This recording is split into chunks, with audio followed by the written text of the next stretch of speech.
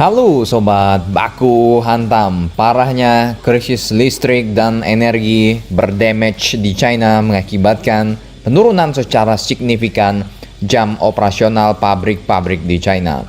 Sebagai pusat manufaktur dunia di mana buruh-buruhnya nggak sedikit-sedikit demo minta naik gaji buat beli iPhone, ya kan? Ya, salam. Pabrik-pabrik di China sekarang sedang mengalami krisis energi parah. Namun pembatasan impor dari Australia akibat pertikaian politik dan geopolitik dan apalah itu, ya kan, menekan pasokan komoditas batu bara dari Australia ke China. Beberapa pabrik bahkan harus sampai berhenti beroperasi.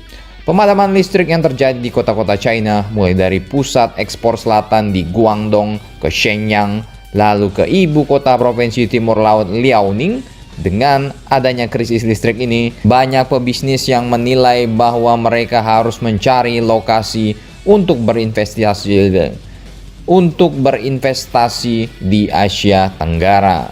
Salah satu yang menjadi primadona investor di Asia Tenggara adalah, ya benar, di Vietnam. Vietnam kini dilirik oleh banyak investor untuk mendirikan pabrik-pabrik selain di China.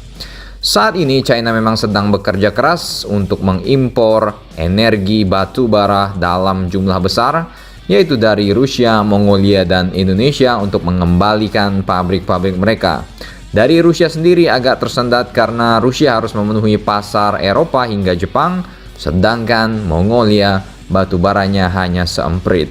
Nah, Indonesia lah yang saat ini digenjot-genjot terus-menerus untuk memasok bahan bakar ke China.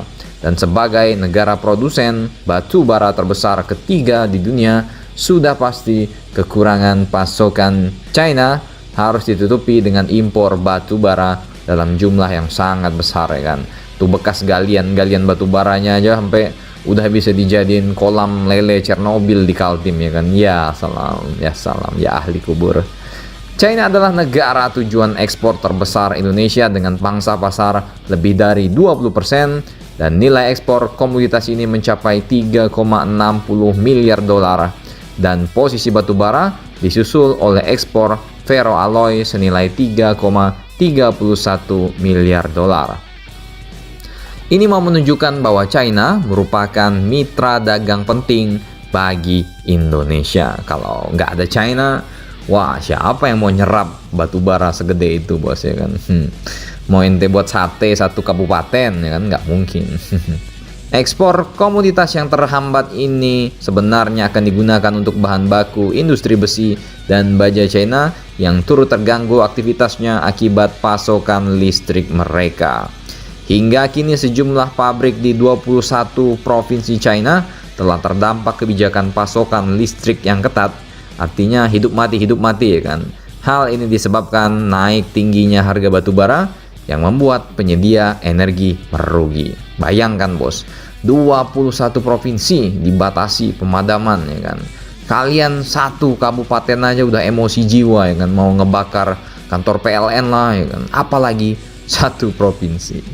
Bagaimana menurut kalian? Ini peluang besar bagi batu bara Indonesia? Bapak Luhut, mana nih Bapak Luhut? Silahkan baku hantam kalian di kolam lele di Kaltim.